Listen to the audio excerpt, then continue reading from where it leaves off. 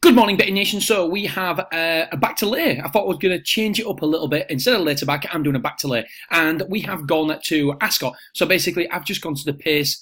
The pace form here, the pace page. And we've gone all the way down to the 2:15 race. Now, this really, really interests me, Betting Nation. And I will tell you guys why. So we can sort it by Betfair current price. And first of all, I always start by looking at the horse that takes up the biggest percentage in the market. So, for example, the favourite. So we have a look here, and 3 runs so far, and as you can see, these 3 runs here, 6.1 Betfair SP decreased in price by 81%, all the way down to 1.12. Actually finished second in this race, but obviously ran a very, very respectable race. Here we see Betfair SP 2.06, won the race, went down to 1.01, but interestingly only went up as high as 2.3. Now for me that is a massive, massive positive when looking for a back to lay. Here, Betfair SP 2.01, again didn't go much higher than 2.32. Now hold your horses because it doesn't, you're racing from Wolverhampton to Ascot, it looks like a massive jump up in class, but I can promise you, Betting Nation, this was a very, very good race, and this horse travelled through the race like the class animal, like the winner that he is, and I'm going to show you that right now. So we can see already from the data that this horse is potentially a very, very strong back to lay. Now, as you know, I always like to dig a little bit deeper. I've gone to the second favourite here, Sextant. What a name, Sextant. I don't know. And we see here, Betfair SP 1.29. Actually was turned over at 1.29. Went to an in-play high of 170s, in-play low 1.01. Here at 1.83, only went as high as 2.36. But it's very, very interesting because if you look at the comments and running are here. And strong, looked well, started slowly, mounted in shoot, slowly into stride.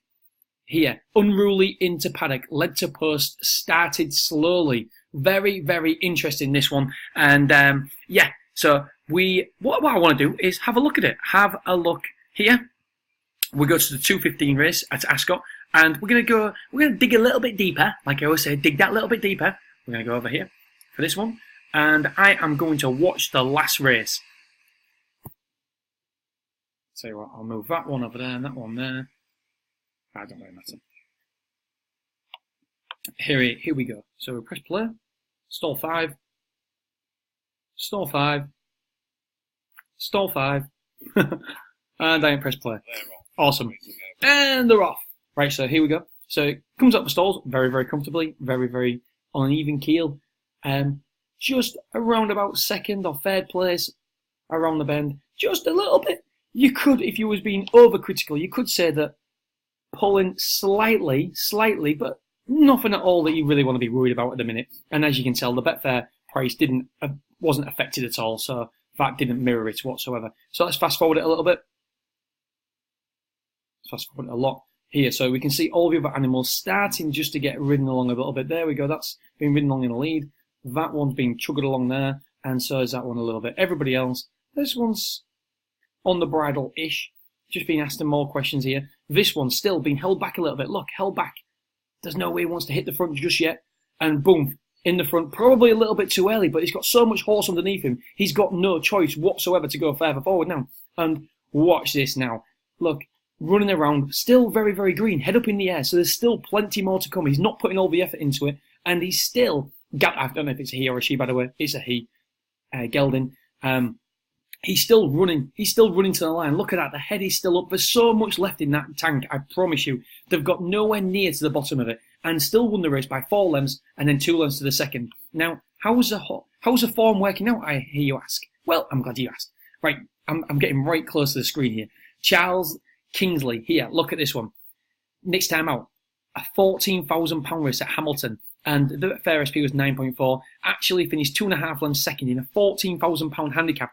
Ran to a rating of 93. Let's not forget, Setting Sail absolutely demolished it. So if you take this form literally, Setting Sail should be well above 100. Well above 100. How did the next one run? Well, I'm glad you asked. Heart of Soul. Let's have a look. Heart of Soul here ran at Chester yesterday and won the race. Won by 4 lengths. Made it all. Drew clear. Pushed out. Look at that racing post mark. I reckon that's going to be around about 87, 88, somewhere around there. And so The form is working out incredibly well. I've just seen this one run. I mean, this one's way back. The reason I haven't checked how this one has run because it was so far behind, it's almost obsolete. It doesn't really matter. But let's have a quick look just for argument's sake. 12 lengths behind, 20 lengths behind there. Yeah, it doesn't really matter. So, Setting Sail is coming to a handicap race for the first time. I bought this little thing for our anniversary called Hunt the Killer. Just got an email about it. Right. Anyway, yeah. So where was I? Yeah, I'm back here. Right. So this horse today is running off a 96. Official rating of a 96. For me, I think it is very, very, very capable. It's very capable of being a lot better.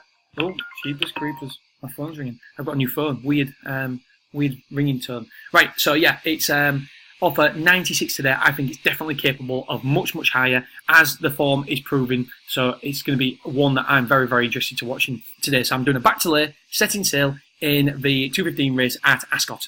All right, Betting Nation, have a wonderful, wonderful day, and I'll speak to you tomorrow. Thank you so much for tuning in. Bye-bye.